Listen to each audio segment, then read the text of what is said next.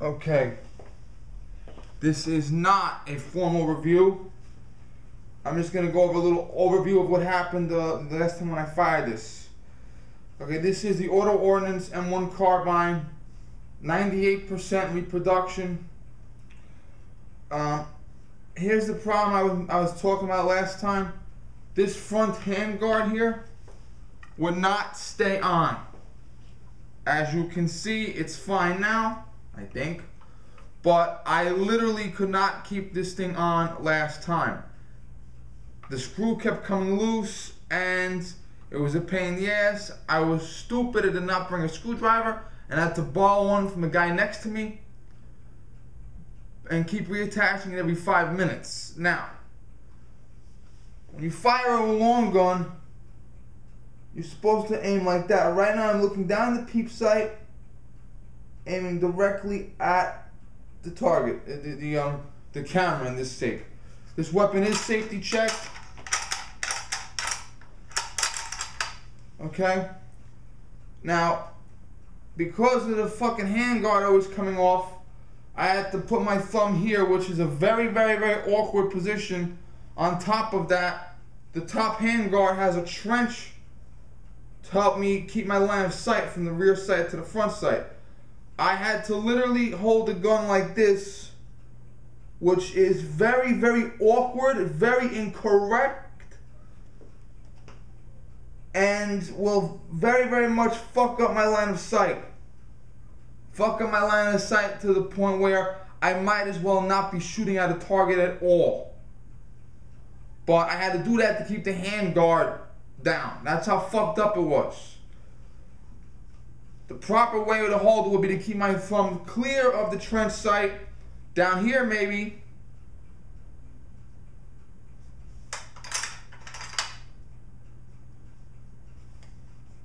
Well, it's been a long time since I fired long guns, you can tell. But the proper grip will be something like this, where I can keep my line of sight going properly and properly line up the target. Now, also, magazine is empty.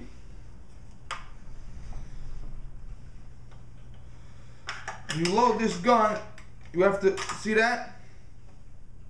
That was off camera, I think. See? When you load this gun, you must make sure the magazine is properly seated, even to the point you gotta tap it a little bit. Okay? Well, hold open works good. Now, what would happen was the handguard would come off. Bang, bang, bang, bang, bang, bang. Handguard come off. Okay. Eject the magazine.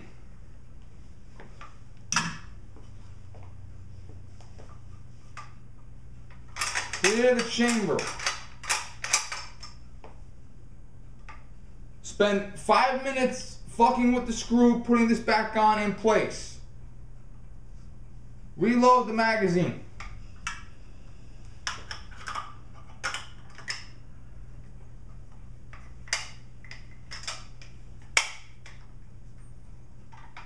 Rechamber the round. Safety's on.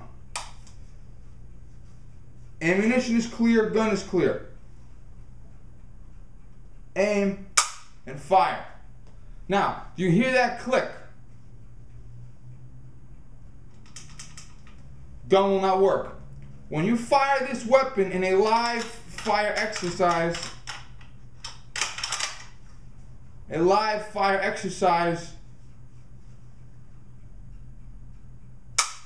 click, the bolt will automatically retract, chambering a new round and resetting the trigger.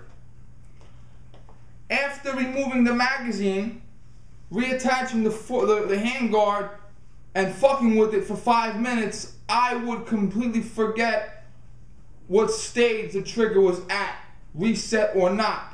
So a lot of times I'll pick the gun up.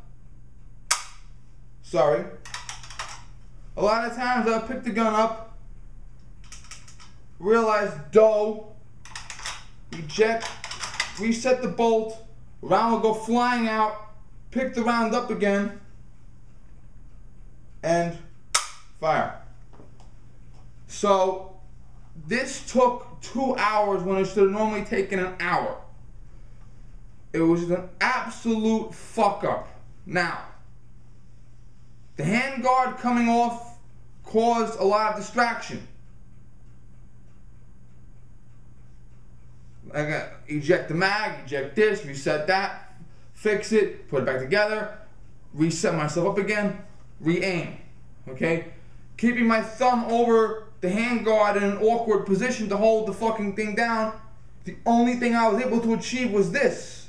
This is not correct. My eye is not lined up with the sight. Now it is. So my aim was off to the point where I might as well not have been shooting at a target. I might as well have been going like this with it. But the function of the gun was good. Okay, I wasn't able to aim properly because of the handguard issue. And I was very, very much distracted. But the function of the gun was good. The gun did not jam once. Here was the only mechanical problem with the gun. The bolt twice froze. There were 2 occasions where the bolt was the victim of vapor lock, where the bolt would not open. I had to physically rip it open, force it open a couple times. You know, pull the trigger, jam it, do this, do that, that other thing, to jam it open.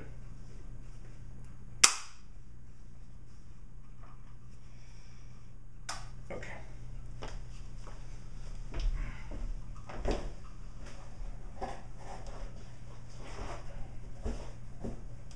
So, when the weather gets a little warmer, I will go back to the range. That range prefers you fire center fire rifles on the weekday.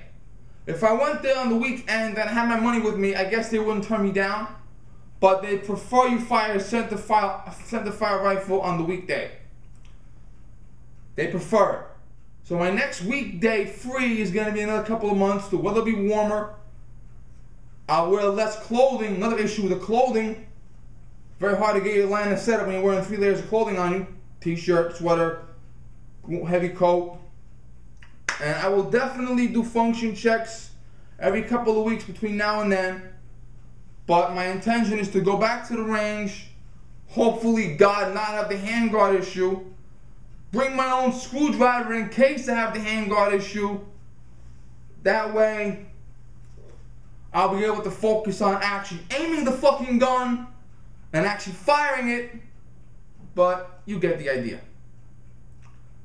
Now, the gun that gave me the most trouble when I first bought it, the 1911. When I first bought the 1911, you might remember me saying this, the barrel bushing was stuck to the barrel, vapor locked, and would not come undone.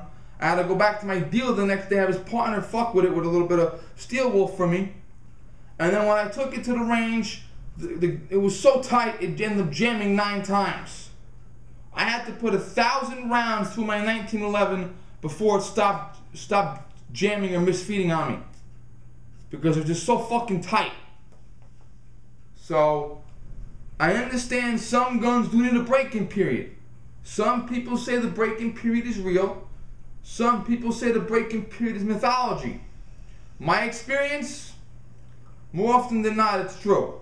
And I've read articles about other guys firing their M1 carbines or God knows what else. They say the first couple of 100 rounds, the gears are tight, you got, the bolt's tight, this is tight, you got to really work it.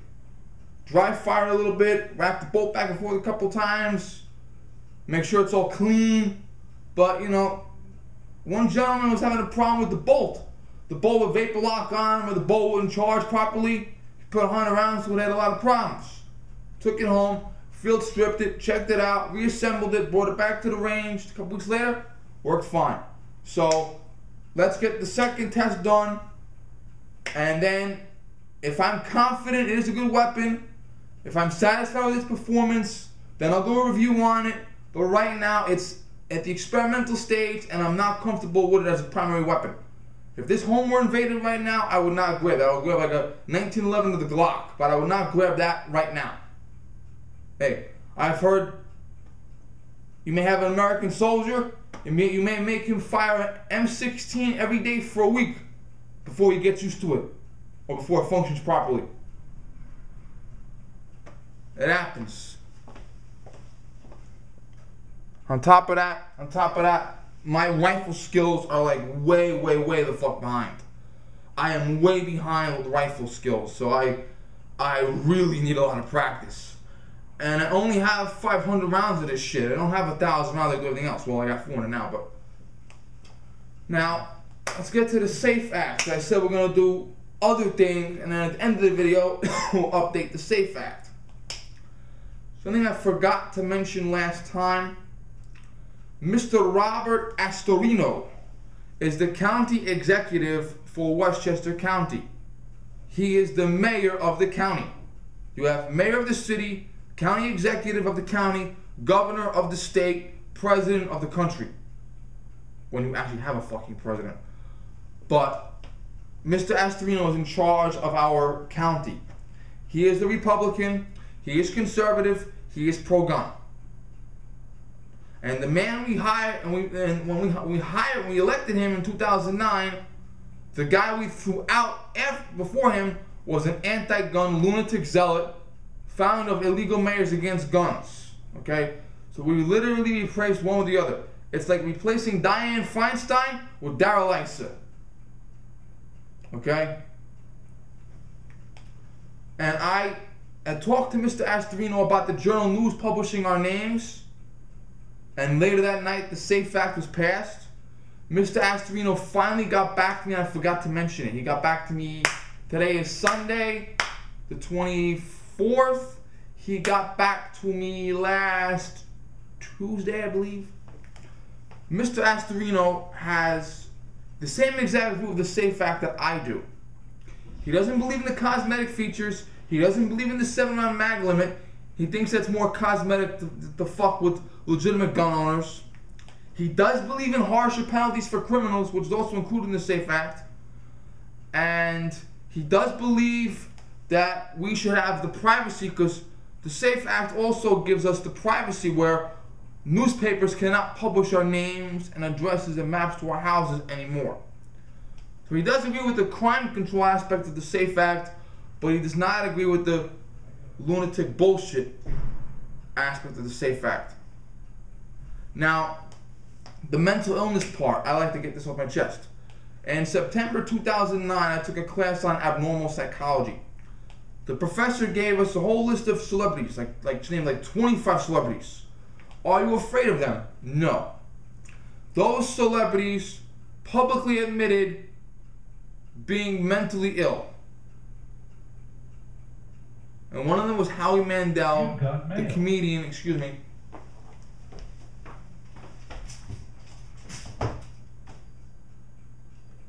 One of them was Howie Mandel, the comedian. He shaved his head now because he didn't like guys touching his hair. He has obsessive compulsive disorder. He also is a fanatical germaphobe. So, not all mentally ill people are dangerous. And one of the things she said on the very first night, the professor, was a mentally ill person is more likely to be the victim of a crime than the perpetrator of a crime. Okay? This is why psychologists, psychiatrists, and neurologists should have been called in to discuss the mental health factor. But they weren't, because it was done at 11 o'clock at night on a fucking Monday night, and Hitler signed it into law 20 minutes later. Okay, now, a veteran returning from combat has post-traumatic stress disorder. He is mentally ill. A woman who is raped has post-traumatic stress disorder. She is mentally ill. A child who has been molested by a family member has post-traumatic stress disorder. They are mentally ill. You ever have a period of your life where you're into germophobia? You see something on television about germs in public and you fucking freak out and wash your hands and take a shower and clean your clothes and do your bed? Yeah. Okay? If that becomes persistent, that is called obsessive compulsive disorder. That's a type of it.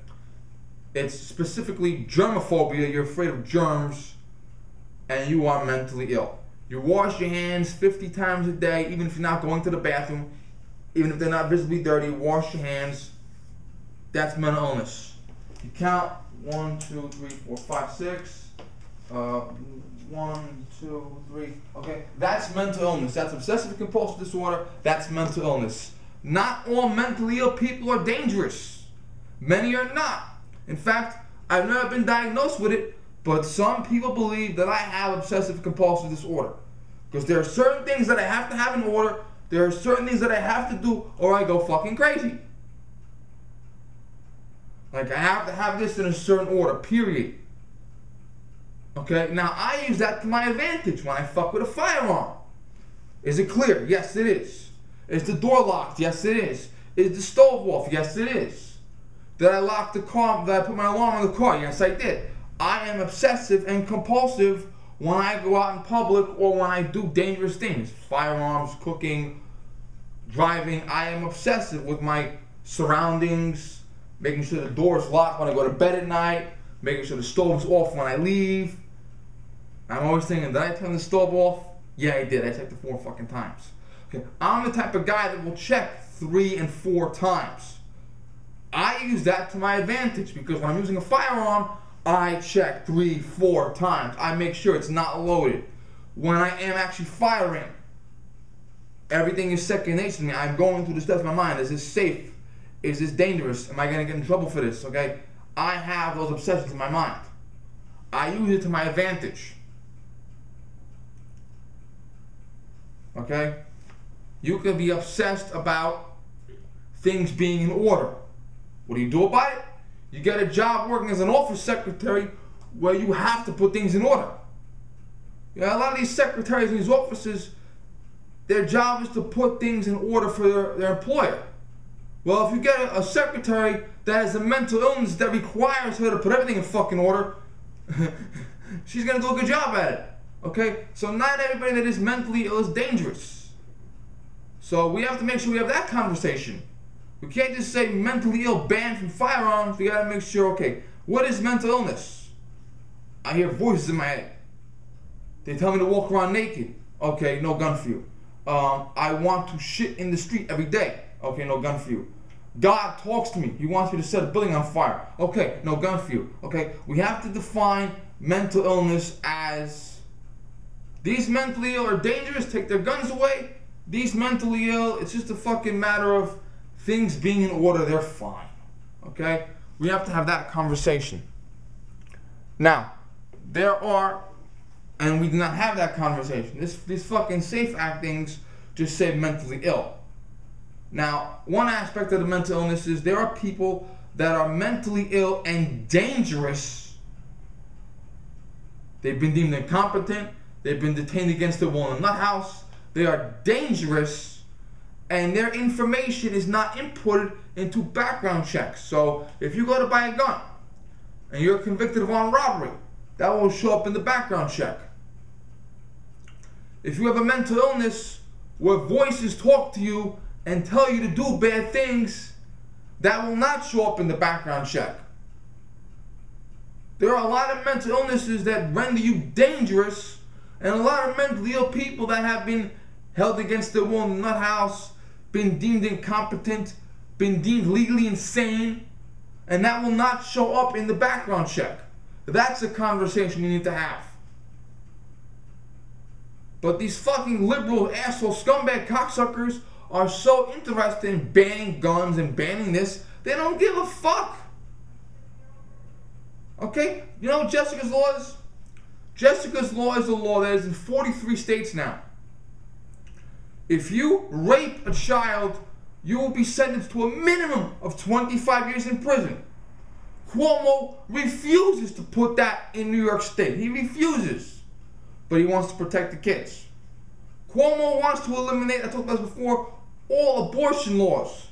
You can have an abortion anytime, any place, anywhere, for any reason, at any age. He wants to eliminate all restrictions on abortion. Common sense or otherwise. He doesn't give a fuck about children. He just gives a fuck about controlling people. He is, by all definition, a fucking Nazi. He acts like one, he is one. He's a fucking Nazi. Now, let me close by saying, Last night I found this out. 500 state troopers, and I will bet money my cousin is among them, have told their union, their police union, up here police officers belong to a union. Up here everyone belongs to a union. The police officers have their own union. They call it Police Benevolent Association, they call it this or that, but it is a union of police officers to help protect police officers in their job. You know, if an officer is accused of wrongdoing, he can't be fired unless he's given a formal hearing. That's a union helping him. The state police, 500 troopers got together and told their union, you will denounce Cuomo or we will vote you out. Union delegates are voted on. You elect union delegate. These 500 troopers have refused to obey Cuomo. They demand their union condemn Cuomo, and they are threatening to remove union members that don't condemn him. They're risking their careers to defy Cuomo because they work directly for Cuomo. The state police report to the superintendent of state police. He is the head state trooper of New York State. He's also being sued, by the way. Okay? Now, every trooper is subordinate to him. Just like in the army, the general. Okay, or the sheriff's department, the sheriff. Okay, all the deputies are subordinate to the sheriff. Now, the superintendent of state police is subordinate to Cuomo. He answers directly to Cuomo. This is the equivalent of the Gestapo rebelling against Hitler. Some of them said, you know what, fuck this bullshit. We swore an oath, and my cousin said in this fucking folding chair, which was right here off camera, you can't see it, it's off camera, folding chair right here, I sat in my chair right here, and he swore to me, oath before orders. He said no. I said, if the order comes down, will you? He said no. And most of the police officers here are on our side. Sheriffs, their deputies, police commissioners, their officers, state troopers, they are on our side. Okay? He is backed up against the wall. Also, I forgot to mention, when this goes to court, when Mr. Tresman goes to court in April, by that time there will have been over 40 counties that have voted against the SAFE Act. Right now there are over 24 counties that voted against the SAFE Act. There are at least 16 more pending. They proposed, okay, this is legislation to defy the SAFE Act. We're going to vote on it next week. By the time this goes to court in April, there will be over 40 counties condemning Cuomo. Now, Mr. Tresman wants Cuomo to take the stand. And he wants to interrogate and question Cuomo under oath. I think I know what he's getting at, but I'm not going to say it to anyone.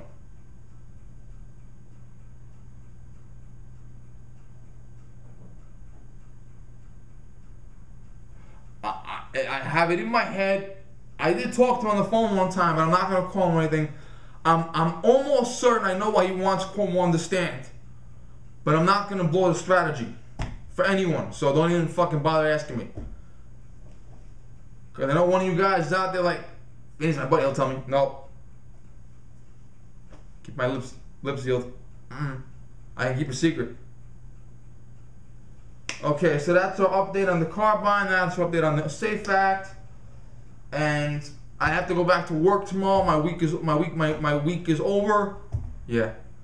It sucks though. I gotta go back to work. But it happens. Okay, take care. Thank you.